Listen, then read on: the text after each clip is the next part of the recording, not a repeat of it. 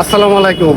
Iran এবং ইসরায়েলের যুদ্ধের যে প্রভাব, সে প্রভাব কিন্তু এই মুহূর্তে আমরা ভৈরবের বিভিন্ন পাম্পের মধ্যে দেখতে পাচ্ছি। আপনারা দেখতে পাচ্ছেন তেলের জন্য কিন্তু অনেক মানুষজন ওয়েট করছেন এবং এই পাম্পটি হচ্ছে মিটুমিয়া পাম্প।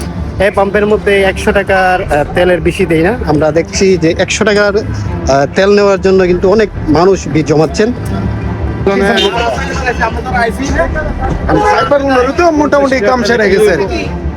50 টাকার তেলের বাংতি পাইব কই না কি হইবে না। আপনারা দেখতে পাচ্ছেন এই যে পাম্পের মধ্যে কতক্ষণ আগেও 100 টাকার তেল দিত, এখন হচ্ছে 50 টাকা তেল দেওয়া হচ্ছে।